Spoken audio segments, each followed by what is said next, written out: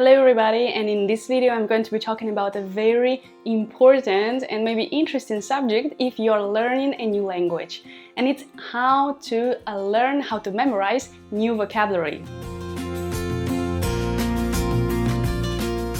And first of all, I have to say that when we start learning a language and for example you see new words that you don't know, that you didn't see before, the first thing you should do is write them down in a separate notebook with translation and maybe even sometimes transcription, because it depends on the language that you are learning.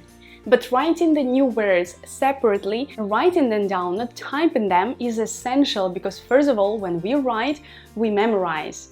And the second thing is that having this separate notebook with the new words, with the lists of new words, is very convenient to practice them, because you can take this notebook with you every time you travel. For example, if you are commuting, and so you can repeat the words and memorize them better. So I repeat here, writing down the new words and in a separate notebook is essential. Okay, very well, let's imagine that you're doing this, because I guess everybody does it. What's next that we have to do? Most people try to memorize the list of words as they are written in this notebook. And well, it's a way, but not the best one in my opinion. Let me explain you why. The problem is that when you try to memorize the list of words out of the context, well, you'll be able to memorize maybe 10, 15, 20%, but not all of them. Because to memorize and to learn the words better, we need to learn them in a context, not out of the context. So here, in my opinion, the best way to learn new vocabulary, new words, is by creating this context. And how can we do that? Let me give you some examples. Okay, let's imagine you're just starting to learn a new language. And for example, you're writing down the new words in a separate notebook. And then you want to practice them. What can we do? First of all, you can create different phrases using these words, or you can even create different dialects in your head. You don't have to say them out loud, you can only create them in your head, or if you want to practice pronunciation, you should speak out loud. But of course, it depends on you, on the situation, and on the environment. Okay, for example, in the first class, what is the most typical to study? Greetings and farewells. Good morning, good afternoon, good evening, hello, goodbye, see you soon, see you later, etc. Also, we usually study how to present yourselves. For example, my name is, nice to meet you too, you're welcome, thank you, how are you, things like that. And for example, using all these expressions and all these words, you could create a dialect. For example, you could speak to yourself. Hello, how are you? My name is Daniela. Hello, good evening, my name is Joan. How are you? I'm fine. Very well. Thank you. Nice to meet you. Nice to meet you too. See you soon. Bye-bye. I understand that it can feel or look a bit silly, but it doesn't matter. What matters is that you're going to learn and memorize these expressions better. For example, when we're studying colors and you have the whole range of different colors, you could create phrases. For example, I like red, I don't like yellow, the color of nature is green, I absolutely adore white, or I hate black, do you like blue? Or what do you think of orange?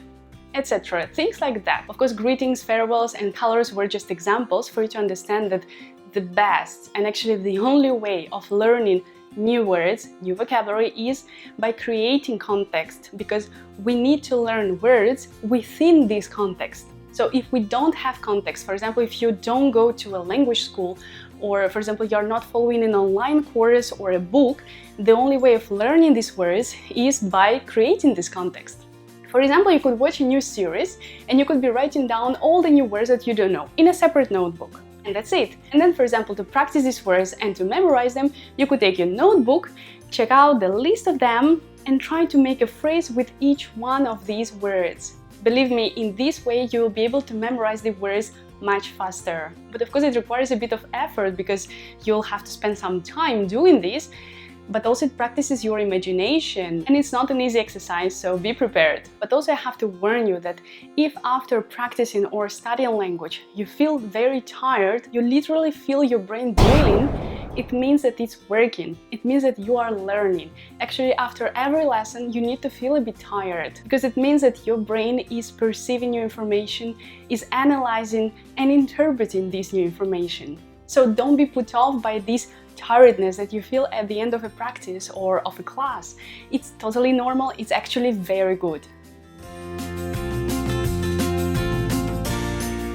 Okay, very well. What else can we do to practice the new words? For example, you can do writings. It's another form of practicing, and actually it's even better than speaking or creating phrases out loud in many ways, because when you write, you have time to think. So for example, you could be writing phrases, the same phrases that you could be speaking out loud, but you just write them down, because I repeat, when we write, we practice. So it's important to be writing too. If your level is a bit higher, you could be writing articles or stories, it depends on you. Any kind of writing is good as long as you do this constantly.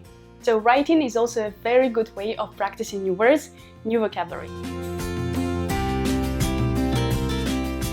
So my final advice would be to combine both ways, to practice by creating new phrases and speak them out loud, and also to practice by writing the phrases or writing articles, essays, stories, emails, any kind of writing exercises. In this way, you will be able to learn new words, new vocabulary much faster, and so you will be able to progress in your language learning much faster too. And in brief, that's it what I wanted to explain you in this video. I hope you liked it. Don't forget to subscribe, put a like, share with your friends, and I'll see you soon in another video. Bye bye!